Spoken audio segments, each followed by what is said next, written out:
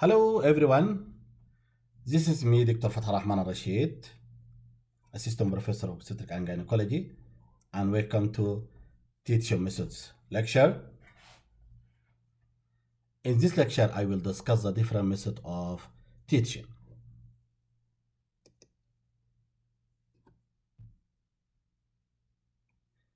There is many types of teaching, like brainstorming, the Delphi technique, direct observation or proceed with feedback, lectures, the 1-minute preceptor, problem-based learning, schema activation, schema refinement, simplified procedural hierarchy, complex procedural hierarchy, and finally snowballing.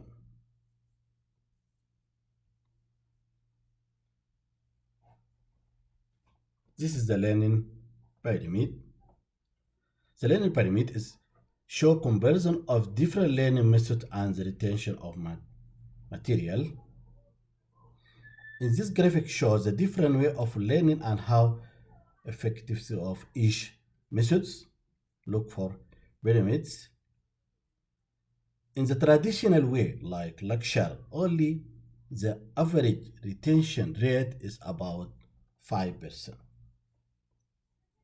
And in reading, about 10%, and increase in audio visual up to 20%.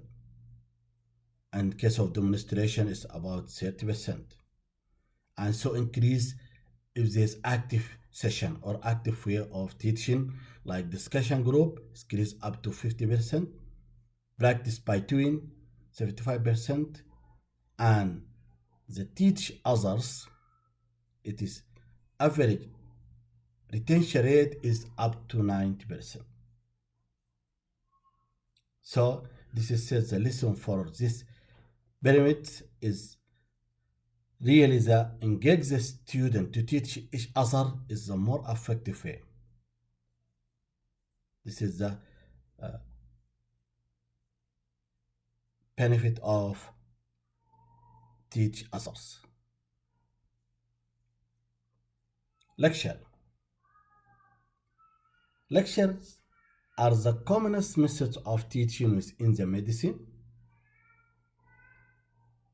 They can be useful when introducing a topic or subject to audience or an effective way for expert to talk about the subject in a defined time period to a large audience. They have some tips for teacher to produce the best possible lecture, including the following. First, ensure that the topic is best learned by the trainee. Resist the temptation to put in everything and overfill the available times. Ensure that it is meet the trainee's learning objective by making yourself aware of the curriculum. Summarize before you finish.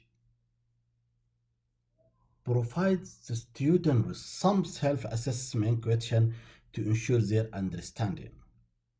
Provide some additional resource for those you hope you have simulated to learn further.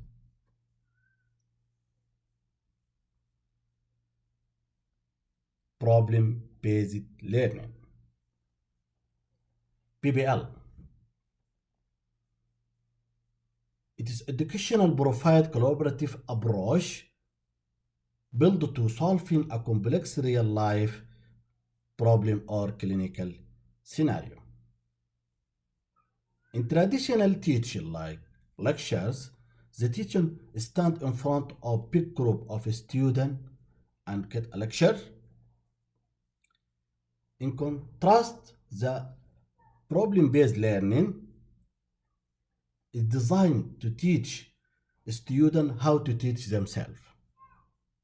This is the difference between the traditional and the problem-based learning.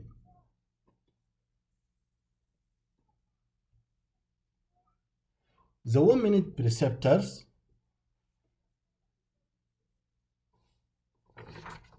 The 1 minute preceptors.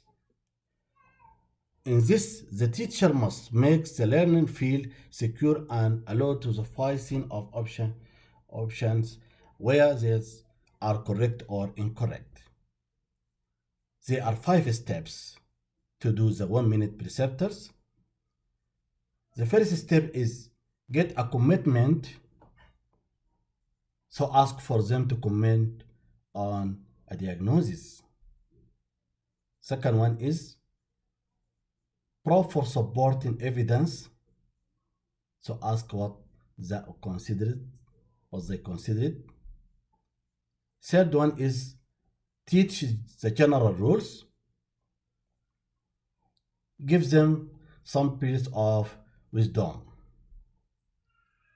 And the fourth ones, reinforce what was right, so identify what the learner did correctly, and finally correct of mistake, so help the learner understand what was incorrect.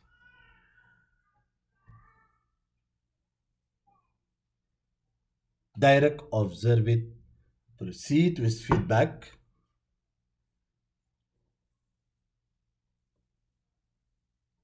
The teacher observes the learner carrying out a task. This could be the insertion of indwelling urinary catheters, intrauterine contraceptive device, or vaginal pessary. If the learner fails, 3 steps are integral to this method of teaching.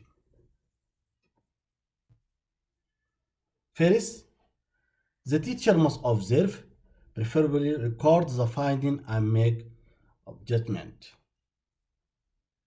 The second step is to inform the learner of the opinion that has been formed and to demonstrate how the procedure should have been done.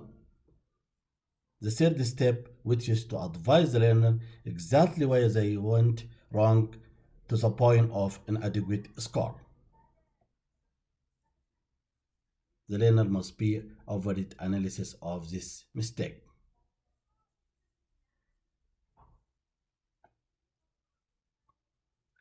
Brainstorming. Brainstorming sessions are a simple and effective method of generating idea and suggestion. The object of any brainstorm is to generate a large number of ideas without worrying too much about their quality, as the raw result are them sorted and prioritized. The benefit of brainstorming in any groups is that the larger number of varied ideas are generated by practitioners working together than by one person working by themselves. The teacher may start by introducing idea or clinical question.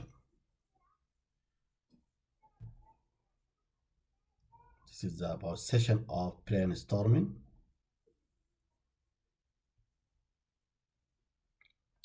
Schema activation. What does it mean by schema? Schema is the word may educate researcher use to refer to your background knowledge. Why you choose schema activation? It's an important question because by thinking before you read about what you already know, you will be more able to start fitting your new knowledge in which the knowledge you already have. And schema is a representation of a plan in form of a model. The teacher will activate recall of basic fact and concept prior to enhance learning. Example would be task of providing a tutorial to specialist trainees in years 1 and 2 on the management of genital urinary prolapse.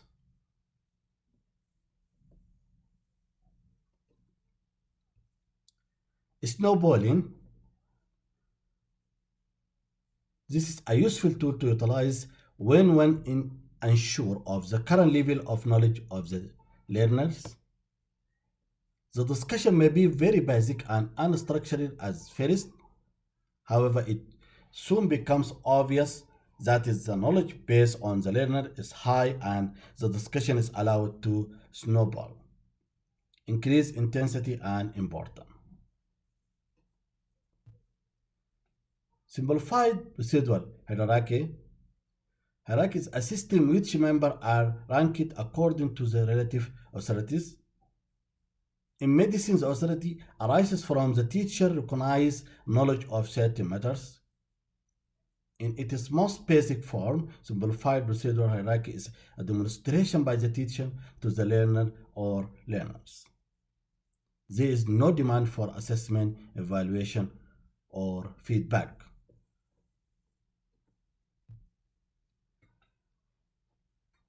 The technique is insufficient and is used extensively in the National Health Service. It is important to note that there is no mechanism in itself for assessing or testing the learner. For example, a teacher has been asked to instruct junior trainee on how to carry out diagnostic laparoscopy. The teacher will initially show the trainees how to sample the laparoscopic equipment. Complex procedural hierarchy. In this technique, hierarchy is involved which develop over several requirements and over a significant time span. In one example, a consultant asked a trainee to assist in operation of total abdominal hysterectomy. After several such operations, during which the educational experience of the trainee consists of observing surgical technique, there is a rapport between the consultant and the trainer. The consultant will then ask the trainee to describe the operation in order to certain that they have grasped the steps, technique, and use of instruments that are vital to a safely conducted operation. The consultant then assists the trainee in the procedure. If the trainee is capable of carrying out uncomplicated abdominal hysterectomy independently, the next step is to task the trainee to carry out the operation while assisted by another trainee. The consultant would be immediately available. Thank you.